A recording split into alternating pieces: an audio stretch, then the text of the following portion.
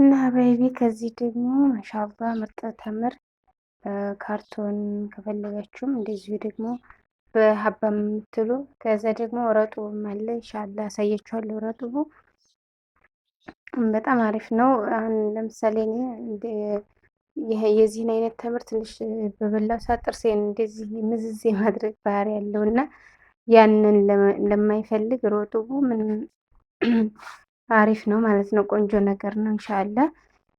እና ሀባይቢ እየገዛችሁ እላችኋለሁኝ። ይሄ ደግሞ ቆንጆ አሲር ነው፣ የብርቱካን አሲር ነው። ትልቅ ነው ጎማው እንደምትመለከቱት ትልቅ ነው። 2200 ምናምን ብር ነው የሚሸጠው። ያው ትክክለኛ ዋጋውን ኢንሻአላ ስንት ነግራችኋለሁ። ስታዙ 2250 ይሆን ከዚህ አካባቢ ነው። በጣም አሪፍ ነው። ያኔ ትንንሾቹን በብዛት 3-4 ሀባ ከመግዛት አንድ ይህን ጥቅልል ብሎ ቢገዛ የተሻለ ነው ብዬ አስባለሁኝ። አሰላሙ አሌይኩም ወራህመቱላሂ ወበረካቱ። ውዴ ቻናል ቤተሰቦች እንዴት ናችሁ? ሰላም ናችሁ? አይ እኔ ጋ ሁሉ ሰላም ነው አልሐምዱሊላህ። እናንተ እንዴት ናችሁልኝ? ማሻአላህ ተባረከ ረህማን። በጣም ነው የሚያምረው ይሄ በርበሬ ማሻአላህ። እየችሁት ማሻአላህ ከለሩ በቃ እንደዚህ አይነት በርበሬ ማለት ነው። ውቅጡን ስታዩት እንዴት እንደሚያምር ሱብሃንአላህ። ግን ቪዲዮ በጣም ነው የሚያናደው፣ ጥራት የለውም። እስኪ እንደዚህ ቀረብ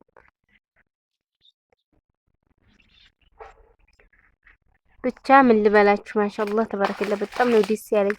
የሚገርማችሁ ጥሩ በርበሬ ሲገጥመኝ በጣም ደስ ይለኛል። ምክንያቱም ጥሩ በርበሬ ካላገኘሁ እንደገና ተመልሼ እመለሳለሁ ትቼው። 2 ገበያ 3 ገበያ ሲሄድ የባጃጅ ኪሳራ ማለት ነው። በነገራችን ላይ እኔ ገበያ ምናምን ስታዘዝ የባጃጁን መመልስበትን አላስብም፣ ዝም ብዬ በራሴ ነው። ግን በኋላ ጥሩ የዛሬው አስቤዛ ስንት ቀን ሄድኩበት ምናምን እላለሁ በራሴ ውስጤን ማለት ነው። እና ማሻአላህ ተባረከላ በጣም ነው የሚያምረው። በርበሬው ድርቅ ብሏል። ዛሬ አንድ ቀን ብቻ ነው የዋለበት፣ ግን ደርቋል ማሻአላህ። ምክንያቱም አስሎ ቆንጆ በርበሬ ሆኖ ማለት ነው። እያችሁት 12 ኪሎ ነው ይሄ የገዛሁት። ስንት ገብቷል መሰላችሁ? በርበሬ 900 ብር ገብቷል። እኔ ብዛት ስለምገዛ ነው። ቢያንስ የ5 ልጆች ትዕዛዝ ነው፣ የ4 ገዝቼዋለሁ። ስለዚህ ለማንኛውም ሰው በ9 ነው የሚሸጠው። ለእኔ ደግሞ በከ80 880 ማለት ነው። ያው እንግዲህ የኢትዮጵያ ነገር ታውቃላችሁ፣ 10 ብርም 20 ብርም ቁም ነገር ነው። ከብዛት ደግሞ ቢያንስ የሚዛኑን እንኳን ይችላል ማለት ነው። ቢያንስ እንደው ማስፈጫውን እንኳን ይችላል። ብር አይናቀምላችኋለሁ። እና ውድ ቻናሌ ቤተሰቦች አበረታት ኢንሻአላህ ሀገር ሰላም ሆኖ ቢኢዝኒላህ አዘወጀል የኔም ቻናል ያድጎልኝ ኢንሻአላህ እናንተ ጋር በጥሩ ነገር እንገናኛለን ያድርገን። አሁን ደግሞ ረመዳን ነው ሀባይብ ማሻአላህ በጣም ያምራል በርበሬውም።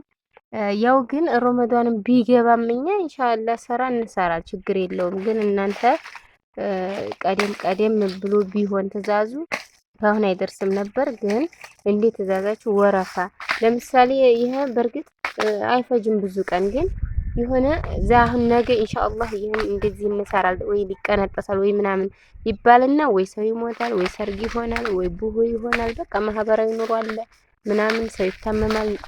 እንደዚህ ቦታ ስንሄድ በቃ ይቀራጨሳል እና ባይቢ በዛ ምክንያት ትንሽ ወቅት ያስፈልገዋል እላችኋለሁ። ግን ረመዳንም ሆነ ከረመዳንም ውጭ ሆነ ሁልጊዜም ሆዱ አይቀርም። የሽሮና በርበሬ ነገር የማይቀር ነው እላችኋለሁ። በነገራችን ላይ ይሄ 900 ብር 1000 ብር ቢሸጥ አይጎዳም። ምክንያቱም ከጊዜው አንፃር ብቻ ቢቀንስልን በጣም አሪፍ ነበር። ቀደም ብሎ ያዘዙት በ750 ብር ሁላ ተዘጋጅቶላቸው ሂዶላቸዋል ማሻአላህ። አሁንም ገና ዱቄቱ ያልሄድ ያለ ግን በደህና ዋጋ አሰርተውት ካላስ ዱቄቱን ይጋል አሁን ተፈጭቷል። እኔ ደግሞ ካላስ ያችን ዱቄቱ የተፈጨውን ባለቤቶቹ እስከሚመጡ አይነካም ምንም አይልም ማለት አንዳንድ ጊዜ አሁን እንደዚህ የተፈጨውን አስተካካለሁ በሚል እንትን የሚል አለ። ግላ እንደዛ ስለማይሆን በፊት ቀደም ብላችሁ ብታዙ የሆነውንም ነገር ከሚጨምር ተዘጋጅቶ ይቀመጥላችኋል። ሀገር አማን ምን ችግር የለውም ነበር። ይቻላል ኩል ያህል አልሐምዱሊላህ ምንዛሬውም ስለሚጨምር ያን ያህል አያሳስብም። ሌላው ነገር እንግዲህ ኢንሻአላህ ያው ረመዳንም ቢገባም ቢወጣም ዞሮ ሁልጊዜም ሆር ነው። ሁልጊዜም ሆር ነው። ያለ በርበሬ የሚሆን ነገር የለም። ያለ ሽሮ የሚሆን ነገር የለም። ማሻአላህ ተባረከላ። አላህ በሰላም ተበልቶ የሚያልቅ አላህ ያድርገው። በጣም ነው ደስ የሚለው በርበሬው። እንደዚህ ቆንጆ ነገር ሳገኝ ምንም ሲቀናኝ ደስ ይለኛል። ገዝቼ ወደ ሌላው ገበያ ሄዳለሁ። እንደገና ደግሞ ሌላ ፕሮግራም ያነ በርበሬ ያለብኝ እያልኩ ሀሳብ አልገባም። ሳላገኝ ስቀር ግን እመለሳለሁ። ምክንያቱም ያልሆነ ነገር ገዝቼ ለኔ ደስ አይለኝም እላችኋለሁኝ። ጥሩ ነገር ስጥልበት ነው ገንዘቡ የሚያስደስተኝ። ጥሩ ነገር ላይ ሲወድቅ ነው። በተለይ የሰው ሲሆን የኔ ሲሆን ማለሽ የራሳችሁን ነገር እንደሆነ ይሆናል እና ይሄን ይመስላል። ኢንሻአላህ ባቄላው ደግሞ ዛሬ የገዛሁት 5 ብር ጨምሮብኛል በ155 ከሰኞ ጀምሮ። ዛሬ ሐሙስ አይደለ? ከሰኞ ጀምሮ በ155 ሆኗል። በ150 ነበር እስከ ዛሬ የተዘጋጀው 5 ብር ጨምሯላችኋል። ባቄላውም ይህ እንግዲህ በርበሬ ለማንኛውም በባህር ዳር በኩል የሚመጣው በርበሬ ነው። በኮምቦልሻ በኩል የሚመጣ ደግሞ አለ ብዙ አይነት በርበሬና በርበሬ ግን በጣም ይለያያል። በጣም ይለያያል። ስለዚህ በርበሬ ደግሞ ጥሩ ሆነ ማለት ዱቄቱም ጥሩ ይሆናል። ወጥም ሲሰራበት ድምቅ ብሎ ያምራል። ግን የዋጋ ችርት እንትን እየታየ ያልሆነ በርበሬ ላይ መውደቅ ወጡን ያው ይገለዋል ማለት ነው። ወጡ ትክክል አይሆንም እላችኋለሁ። እና ይሄንን ይመስላል። ማሻአላ ሚጥሚጣውን ደግሞ አሳያችኋለሁ ነገ። አብሽሩልኝ፣ አበረታቱ። ቻናል እንዳይረሳ ላይክ ሼር እያደረጋችሁ አበረታቱ እላችኋለሁ። ሰላም አለይኩም ወራህመቱላሂ